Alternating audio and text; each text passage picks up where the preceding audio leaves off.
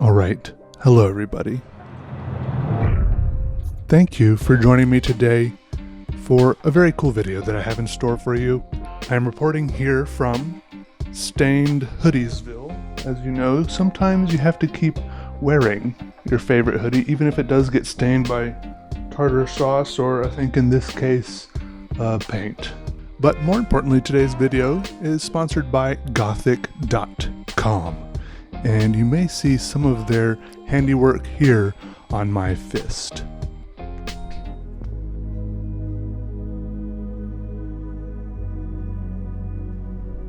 That's right, you too can look bad and cool at the same time. I think it's safe to say that wearing Gthic.com's rings on your hand and on your fist really bumps up your bad and cool meter really far. But what I'm concerned about is that it bumps it up a little too far, right? I don't want to go way over the edge, and these have the capability to do that. They have a wide variety of rings on their website, and they have mystical, magical powers to make you look almost too bad, almost too cool. In fact, some of their rings are also very well and easily used as bracelets for your mini hands, right? It's another good use for them. So check it out, Gthic.com. There's a link in the description.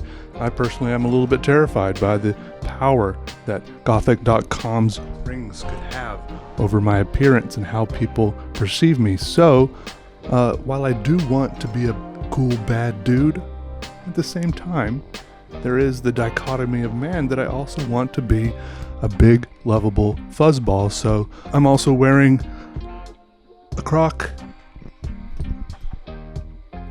and an UGG at the same time. But that's not all. To counteract the incredible power of these rings and what they can do for my appearance, I also need to slap these bad boys on. Boom. And now I think we're back at a suitable balance, alright? But what we're going to do today is, because these look so cool on me, I think we're going to slide my sleeve up. And to complement my finger and my finger jewelry, we're going to take some of these Uniball Airs and see how well they do at drawing on my hand and wrist and arm, okay? I'm going to primarily draw in black, I think, and then maybe do some accents and maybe red or blue, mostly black, maybe a little bit of red. What do you guys say? And maybe it'll go along with my fing bling. Yes? Alright, let's try it out. Alright, so I started drawing using the Uniball Air Black. And when I first opened these pens, which I got in a recent video where I was unboxing a bunch of stuff for like an hour and a half, I thought I had 2 of these pens, but unfortunately, when I came down to do this video, I could only find 1 of the black pens. And I was hoping that I would have 2 of the black pens, because this is a reoccurring problem that I have run into over and over again. I don't know, I've probably done at least 5 of these videos where I've drawn on myself. I've probably done 10 of the videos, but some of the videos are very old and not on my channel anymore. But I have spent a significant amount of time drawing on myself in my life, and a reoccurring theme is that there is something that goes on with pens where they seem to work just fine for a while when you draw on yourself, and then just after some amount of time they just gradually stop working. And for most of my life I've just assumed that it has something to do with the oils on our skin, right? I mean, my skin doesn't feel oily. Like, I've taken a shower. I think I took a shower like this morning before I recorded the video. I mean, maybe there is also something to be said about maybe if you take showers too much, then your skin starts overproducing oils. Like, I have heard people suggest things like that. I don't think I take showers too much, but still. But also, it feels like the pens start drying out. Like, I even keep like a little little piece of paper nearby to kind of scribble and try to get the pens working again. But whatever happens, almost every pen I try to draw on myself with eventually starts to dry out. And the way I try to solve this problem is to either have multiple pens to switch them out, because sometimes it does, the problem is solved just by letting the pen kind of recuperate over time. I don't know what it is, but the difference between paper and skin. The main difference I can figure out is that there's, like skin oils. I'm no skinologist, but there's got to be something there, right? But even this pen, eventually, I ended up stopping.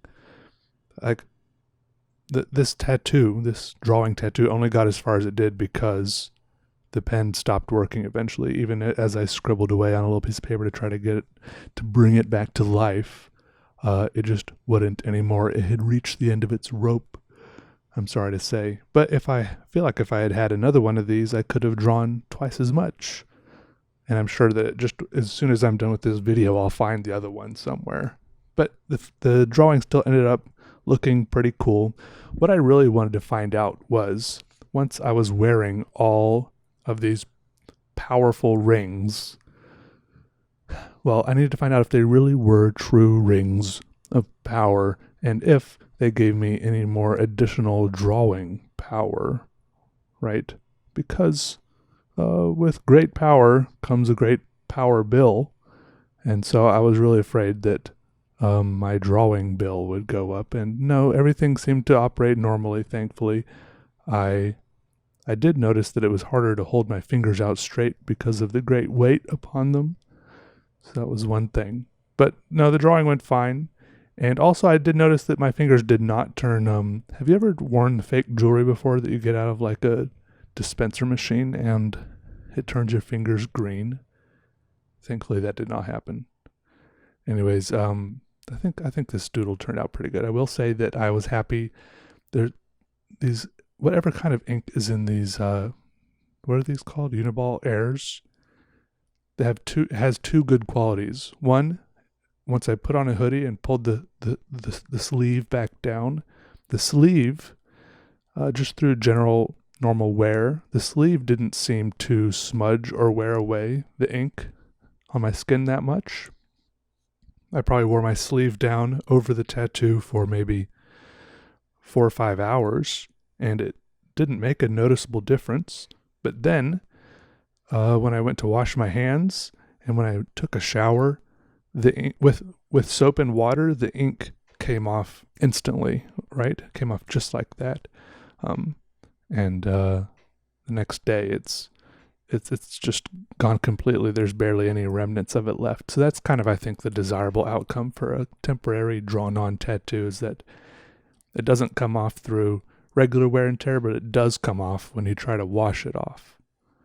That is pretty ideal. So that's good. Even though the pen did stop working after a while, that seems to be the kind of typical result of using pens on skin. Apart from those, I did use those tattoo pens before. They were marketed as pens for skin, and those ones did seem to perform at least twice as good. So, yeah, if you want to draw on yourself, these ones are okay. Just get maybe a few extras so you can cycle them out as they seem to dry out. Sometimes as they dry out, like this one, I'm sure, I'm recording this video the next day after doing this, but I'm sure this one that dried out yesterday would be working again today. Like, I don't know, there's something about leaving a pen overnight that just does wonders. No matter what kind of problem you're having with a pen, sometimes you just have to wait till tomorrow. Actually, I think that applies to a lot of things in life. Maybe it'll be better tomorrow. Yeah. Anyways, thanks for watching, everyone. If you do want to grab some of these pens, some of these, well, these pens, yeah, too, but these rings, the link in the description is an affiliate link. You get 20% off, and also I get 20% of any purchases. I'm just throwing that out there. I scratch your back, you scratch mine. They are pretty cool rings if you're into that sort of thing, so thank you. All right, see you later, everyone. Hope you're staying safe out there. All right, goodbye, everyone. Goodbye. I'll be back soon. I'm working on more stuff. Okay? All right, bye.